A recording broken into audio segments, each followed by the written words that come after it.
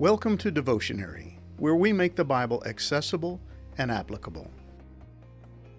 After two major victories over the cities of Jericho and Ai, Joshua led the people of Israel to Mount Ebal and a place called Shechem, where they built an altar to God and offered sacrifices.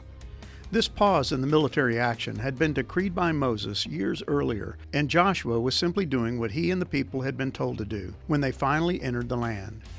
In Joshua chapter 8, verses 30 through 35, we're given a much-needed reminder that the people of Israel were to worship and revere God for all that He had done. He had set them free from slavery in Egypt.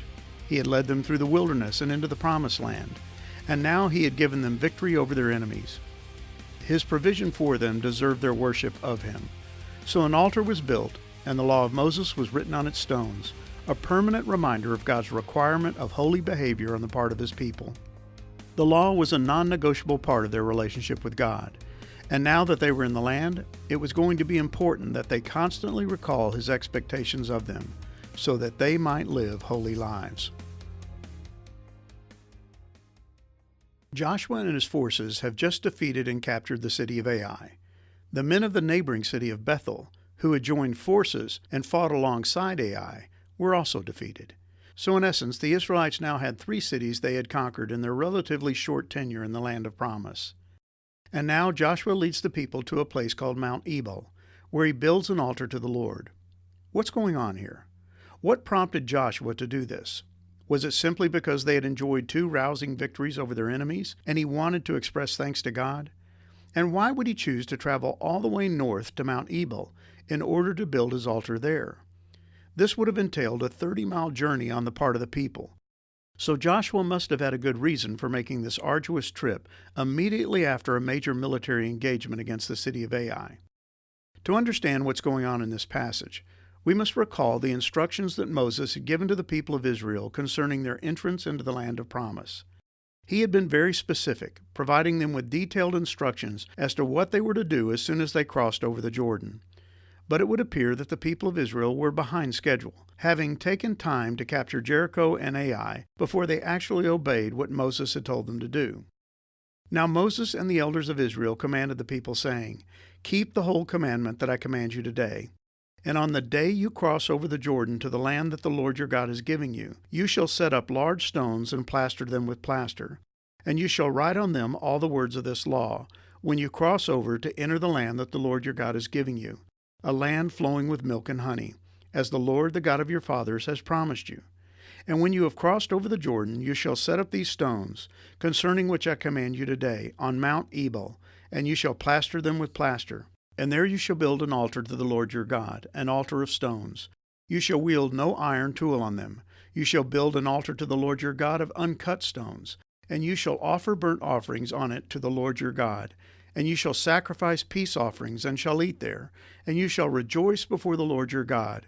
And you shall write on the stones all the words of this law very plainly." Deuteronomy 27, verses 1 through 7. Mount Ebal was located near a place called Shechem, a site with historical and religious significance for the people of Israel. It was at Shechem that Abraham had built an altar to the Lord after having arrived in the land of Canaan for the very first time. Abram passed through the land to the place at Shechem, to the oak of Moreh. At that time the Canaanites were in the land. Then the Lord appeared to Abram and said, "To your offspring I will give this land." So he built there an altar to the Lord who had appeared to him. Genesis 12, verses 6 through 7. So Joshua's selection of Shechem and Mount Ebal were not arbitrary. He was following the commands of Moses and replicating the actions of Abraham, the great patriarch of the people of Israel. On this site, Joshua and the people of Israel renewed their covenant with God, recommitting themselves to keep His law and to live as His people in the land He had provided for them. They built an altar to the Lord God, the God of Israel.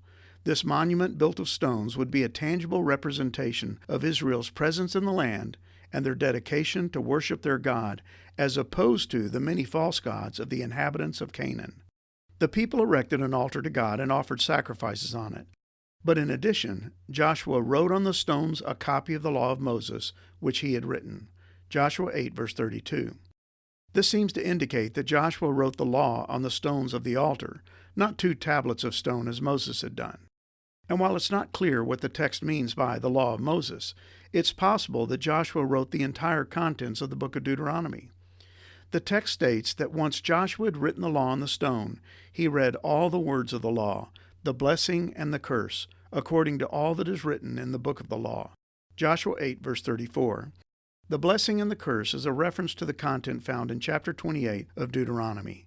In that chapter is spelled out all that God will do for the people of Israel if they remain obedient to his law, and all that he will do to them if they choose to disobey. They had already learned a painful yet invaluable lesson about obedience in their initial defeat at the hands of the people of Ai. They had failed to keep God's command regarding the plunder from Jericho, and had suffered because of it. Now, with the building of the altar and the recitation of the law of Moses, the people were receiving a powerful reminder that their hope of receiving blessings from God while in the land was directly tied to their willingness to live in obedience to his law.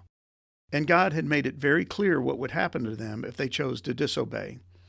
But if you will not obey the voice of the Lord your God, or be careful to do all his commandments and his statutes that I command you today, then all these curses shall come upon you and overtake you. Cursed shall you be in the city, and cursed shall you be in the field. Cursed shall be your basket and your kneading bowl. Cursed shall be the fruit of your womb and the fruit of your ground, the increase of your herds and the young of your flock. Cursed shall you be when you come in, and cursed shall you be when you go out. Deuteronomy 28, verses 15 through 19. Their ability to conquer the land was dependent upon their willingness to obey God.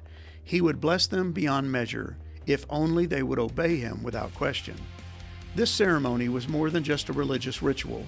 It was a solemn and sobering reminder that their God was serious about obedience. He was a holy God who demanded that his chosen people live lives that would be set apart and distinctively different from those of the people living in the land. He had given them his law in order that they might live in keeping with his divine will. The law was to regulate all their behavior and all their relationships, including their relationship with God himself. God had not left it up to their imagination. Right and wrong was not going to be a subjective issue for the people of Israel, because God had established an objective, black and white criteria for life and godliness. With the reading of the law, the people of Israel received a much-needed reminder of their covenant commitment to God. Nothing had changed since God had given the law at Mount Sinai all those years before. The original tablets of stone, on which were written the commandments of God, were still in the Ark of the Covenant. His law had led them across the wilderness and over the Jordan. It had gone before them as they marched round the walls of Jericho. Now they saw it written on the stones of the altar of Mount Ebal, and it would remain there, a permanent memorial, visible to Israelites and Canaanites alike, declaring the holiness of God and his unwavering demand that his chosen people live according to his will. Speak to all the congregation of the people of Israel and say to them, "You shall be holy, for I, the Lord your God, am holy." Leviticus 19, verse 2.